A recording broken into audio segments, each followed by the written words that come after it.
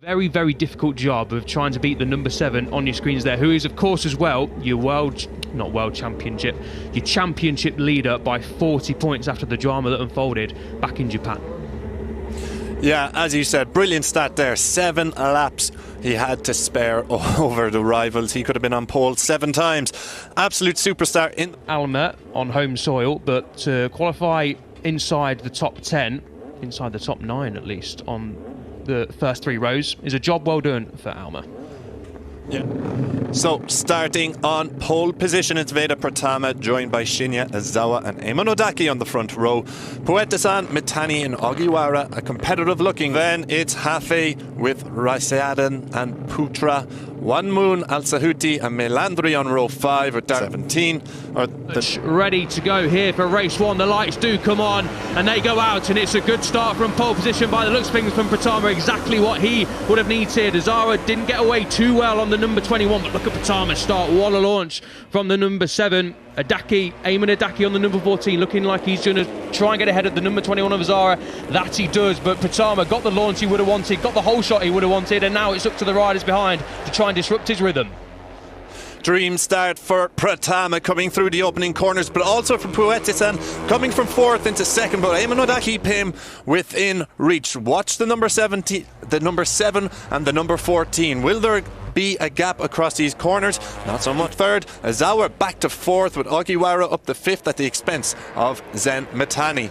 Down into turn 10 we go for the first time. The deep braking zone into turn 10. Didn't quite see who was running wide there. I think it was Nicholas on the number 12 team, but didn't quite catch that as we got a change for the lead. But Pratama is going to bite straight back. A great move from the number 7 through turn 11 into turn 12 at the inside. But Odaki, oh, that's close, coming down into turn 13. Odaki's going to shove it at the inside of Pratama, but Pratama hangs it around the outside to keep the race lead. So Odaki doing all he can on the number 14 machine to try and disrupt Pratama's rhythm. Odaki and all the riders know exactly what pace the number 7 has set so far this weekend. He's doing a good job of trying to get to the lead of this race, but left-hander here with Odaki doing his best to disrupt the rhythm of the Indonesian rider. Zawa's fought his way back up to 3rd, but it looks like the 7 and 14 have opened up a gap coming across here.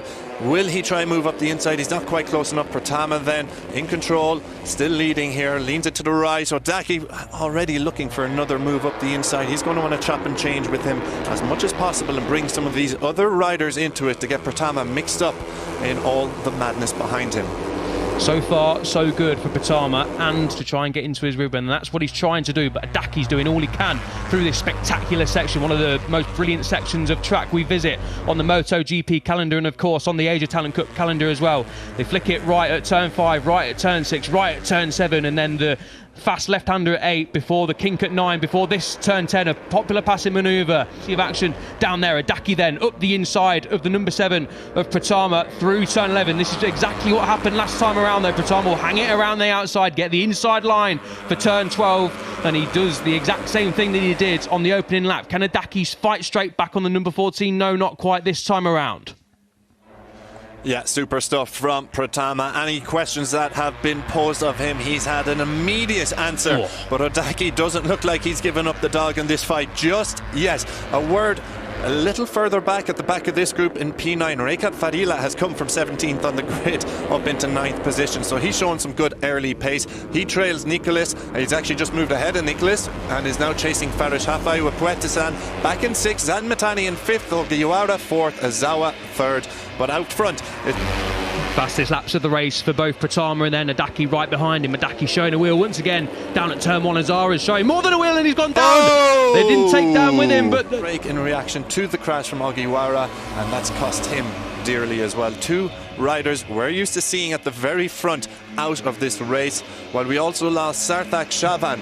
He went down just moments before at the back of the pack. So we're down to 9. Odaki looks like he's just clinging on to the coattails of the number 7 of Pratama so far. Job well done from Odaki. Number 8 of Putra, shortcut at turn 1. He must be demoted 1 position. The podium battle is heating up just behind these 2. In 2022, so clearly a fan of the Pertamina Mandalika circuit is Fadia, of course, on home soil. Didn't have the best podium fight for the final place on the podium. 10.5 laps to go, just under 10.5 laps to go. Pratama and Odaki are locked together, but they are clear with Fadir, Fuetizan and Hafai in it as well. Close for comfort then between the top two in the race. The number 7 of Pratama holding on just for now. Adaki though, this is really, really good stuff from Adaki, because I think pretty much everyone, judging from the times we've seen this weekage over the rest of the field across a weekend, so for the number 14 of Adaki, the Japanese rider, to be doing this, to hanging on to Pratama, is a real... Lining something up for a little bit later in the race. Odaki then a bit quicker through that first sector, about 400s. So will he eye up a move here? We've got two battles going on now, one for victory and one for the podium, as Odaki moves to the outside of Pratama. Is he going to get something here? Not quite. Pratama fights back and has the inside line around. Crashed out. Good to see he's back up on his feet though. He'll be ready to go again in race 2 tomorrow morning. It's getting a little bit argy-bargy between Fuetizan and the number 14 of Adaki is still shadowing Pratama. Pratama would have probably come into this race thinking he'll have a little bit more comfort than this. 9 laps to go, he would have probably thought, I'll have a good second or two advantage at least. That's exactly why we saw him fighting back in the opening lap, in the opening couple of laps, to try and get to the front. He'll know what pace he's got, and he'll have seen the times, of course, across this weekend. So he'll be a little bit miffed the weekend. So a typical front end washout for Russo down at turn 2, but he is okay. This section of track though, Chris, what a spectacular piece of tarmac it is. They go through the tight and twisty turn 2 and 6, 7, and then the kink of 8, the left-hander, and then back through 9 and then into 10. What a spectacular piece of tarmac. Yeah, and out front there's a change for the lead. What happened the last time these two were fighting for number 1 and 2? Otaki certainly has vengeance on his mind. If you didn't catch it, what happened, El?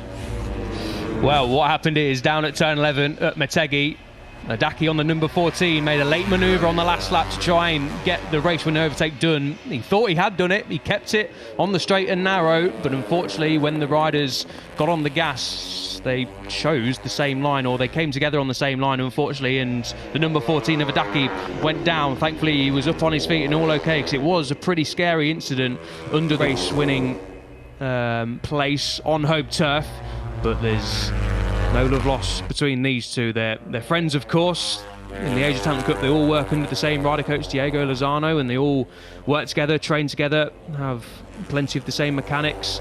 But this is going to be very interesting indeed. Adaki will be wanting revenge on Pratama. All the way through the next 7 laps as we cross the line for one more lap.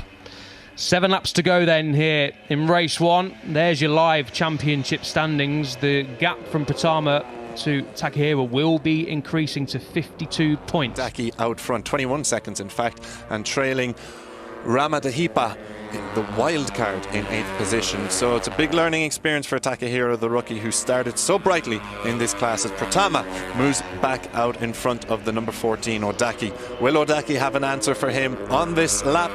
Well, he's got a couple more corners to go to make a move. That was turn 16, the hairpin, and then they have a little squirt on the power, then they flick it left through turn 17, the final corner. So Pratama then bites back on Adaki. 6 laps to go. The race lead changes once more between these pair. The number 7 and the number 14 are in an absolute league of their own. 7, that's exactly what is happening.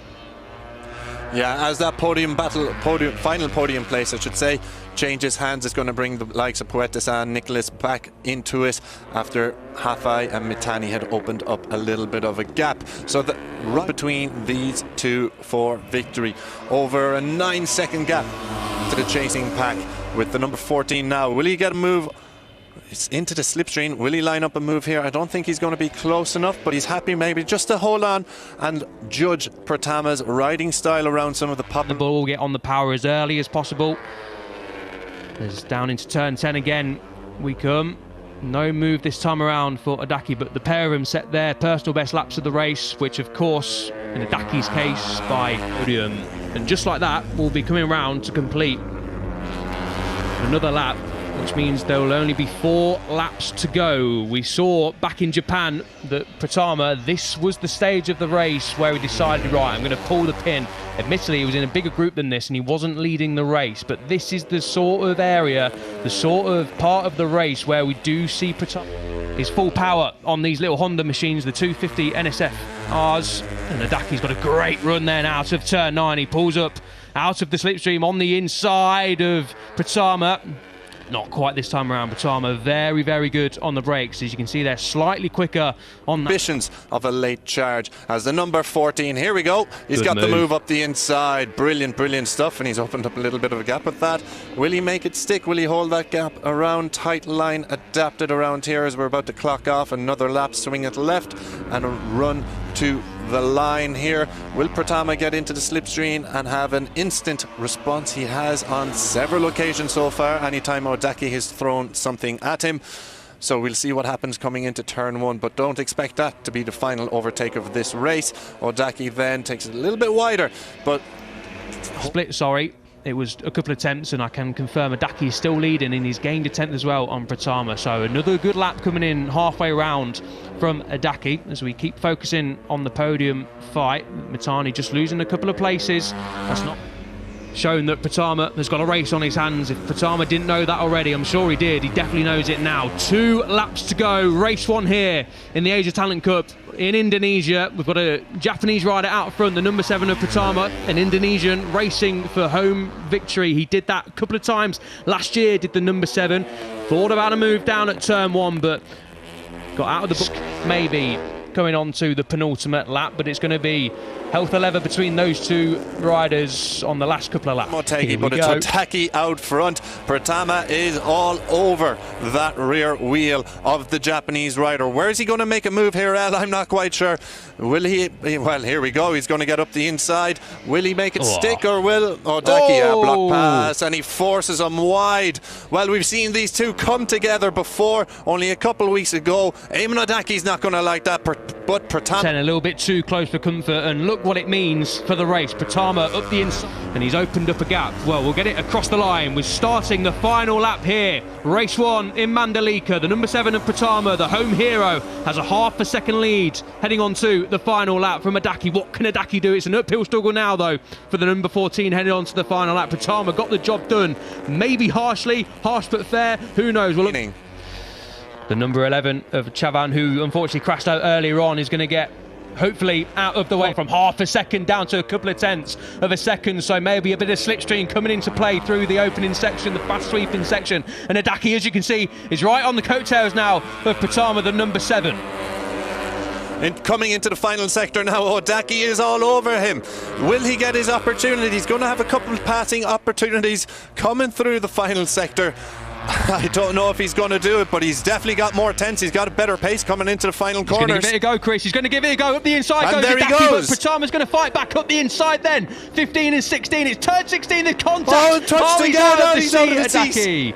Oh, he came close as well. Pratama then is going to round the final corner here in Indonesia. Oh, he nearly touched the front of the final corner. He nearly throws it away. Odaki's going to try and get a run on him on the run to the line, but it's only a short run to the line.